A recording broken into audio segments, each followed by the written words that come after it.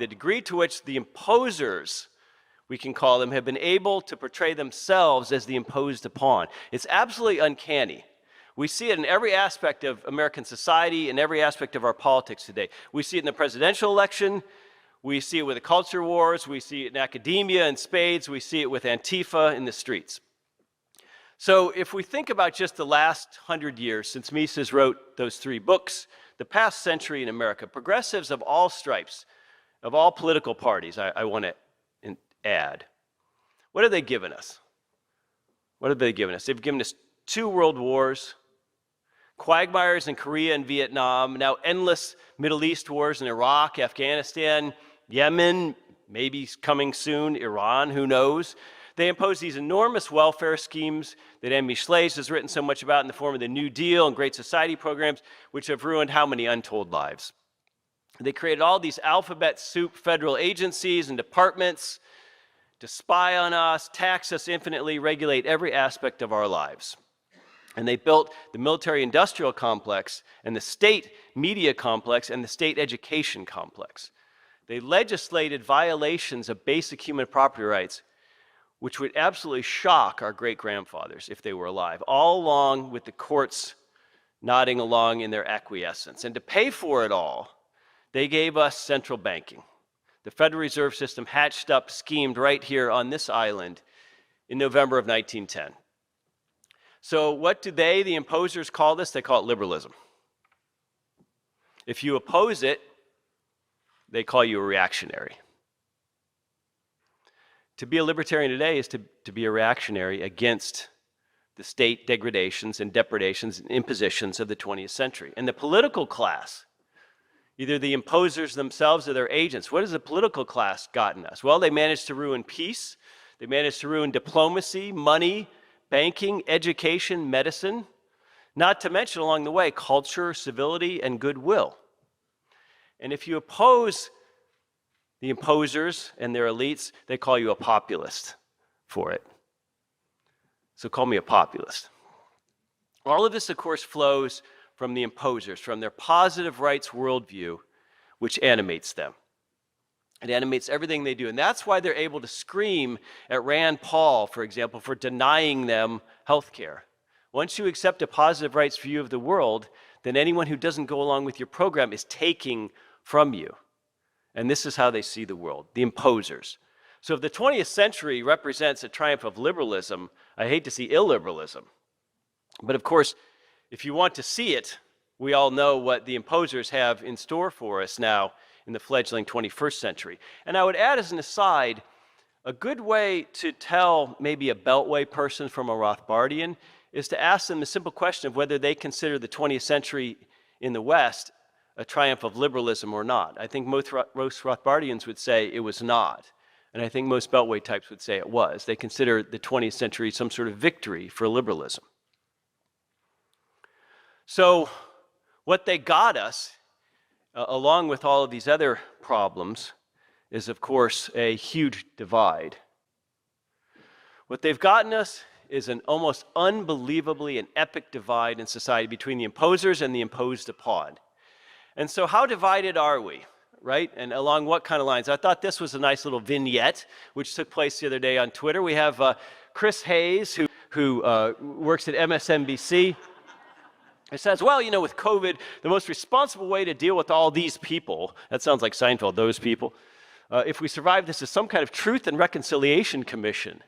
Wow, that sounds fun. I suspect many of us in the room would be candidates for that. I don't know if there's boxcars outside. And then, so he represents the progressive left, I guess, in America today. And then along comes our friend from the neoconservative right, the great Bill Kristol, with whom we've all had enough, but we always get more. I mean, this guy does not go away. I mean, he's like when you take the fish oil capsule at 7 in the morning. And then at noon, that's Bill Kristol. So he says, how about truth and no reconciliation?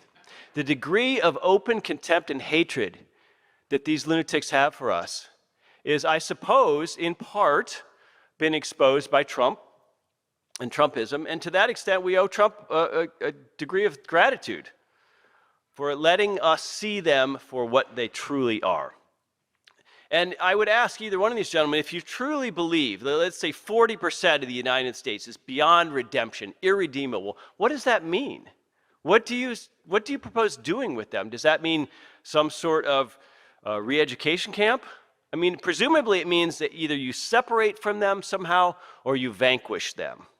And by vanquish, that could be economically, politically, or in the horrific scenario, which we've seen repeated throughout history, even physically. So the divide we have in this country today is not so simple as saying blue and red states or counties, or Republicans and Democrats, or liberals and conservatives, or even by class. It's a little more complicated than that. There's a company out there called SurveyMonkey, which took in a lot of data after the 2016 election between Hillary Clinton and Donald Trump. And there was a big Washington Post story using this, and they grouped it in a bunch of very interesting ways. And I wonder how much people in this room were aware of some of these divides in American culture. So sadly, there's a huge divide along racial lines in voting patterns. If only white people had voted in the 2016 election, Trump would have won 41 states. And if only non-white people had voted, Hillary Clinton would have won 47 states.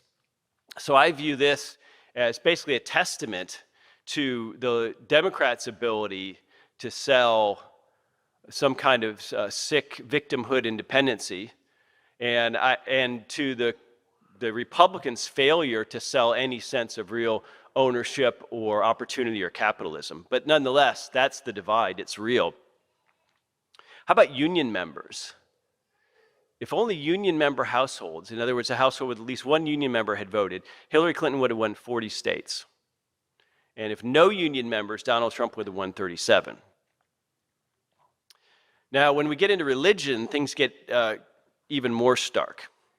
What about households that claim within them that the inhabitants are either atheists or no particular religion? Hillary Clinton would have won at least 46 states if only non-religious people voted. How about if households which claim Protestant or Catholic membership would have been the sole voters? Trump would have won 45 states. Okay, evangelical voters only, Trump would have won 47 states. People who attend church weekly, Trump would have won 48 states.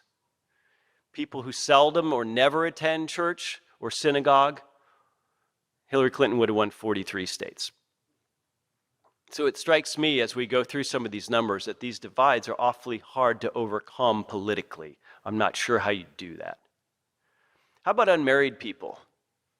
Hillary Clinton would have won 39 states if only unmarried people voted. Trump would have won 43 states if only married people voted. Another huge, quiet cultural and political gap in this country. Now, you've heard a lot about urban versus rural voters. It's a motif which keeps coming up again and again. So for purposes of the SurveyMonkey data, an urban county is one with greater than 530 voters per square mile. And a rural county is one with fewer than 90 voters per square mile. Again, only urban counties vote, Hillary Clinton wins 40 states. Only rural voters vote, Donald Trump wins 47 states. The last stat I'll throw out at you is gun-owning households. Now, I know that none of you own firearms, but there are people who do. They lock them up and just shoot deer with them. They don't have Uzis or anything like that, or modified weapons. Then they know there's no weapons in this room today. Feel comfortable with that statement.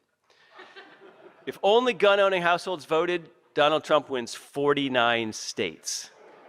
Guess which one he loses, okay? The only one he loses is Bernie Sanders, Vermont. Because I think up there you just have a gun anyway, just because you're in Vermont, but you vote for Bernie. So if Hillary Clinton, if households with no firearms of any kind were the sole voters in America, Hillary Clinton also wins 49 states. And guess which one she loses? West Virginia. Another anomaly. The point here is that these kinds of divides and problems cannot be neatly solved by politics, especially national politics. And if you think about them, they don't cleave neatly along geographic lines. This isn't the Mason-Dixon line. These kinds of divides exist in every state. They exist within counties. If you go to California, which we all think of as a deep blue state, go 20 miles inland. You know what it is? It's Trump flags, it's country music, and it's Mexican rancheros. That's what it is. Okay, we don't have the Mason-Dixon line in America in 2020. And more importantly, what we have to understand is even if you could win some national election, you could somehow get 51% of the voters to vote for, I don't know, a candidate like a Rand Paul or something like that. It doesn't really matter because hearts and minds haven't changed. Politically vanquished people never really go away. This is what we have to understand. This is why we have to break up. Okay, a couple years ago, Bloomberg did some polling in the former Soviet Union, now Russia. There are millions of Russians, especially elderly Russians, who still absolutely pine for the Soviet days, when they knew what their job was, they didn't have to pay for their apartment, etc. 70% of people in the former Soviet Union, now Russia, have overall generally beneficial views about Stalin. In 2019, okay, they view him as the great reformer who helped save their country from the Nazis, etc. In other words, despite all the historical examples that the 20th century provided us, despite the fall and the collapse of the Soviet Union, despite all the obvious benefits of capitalism, there is still a significant amount of nostalgia for the old system. Politically vanquished people don't just go away, okay? And the Hillary Clinton people thought that the deplorables were going to do just that. They thought they were dying, they thought they were aging out, and they thought there were fewer of them than there were. And that's what happened in 2016. And that sent the entire country into basically some kind of psychosis, which we're still suffering under today.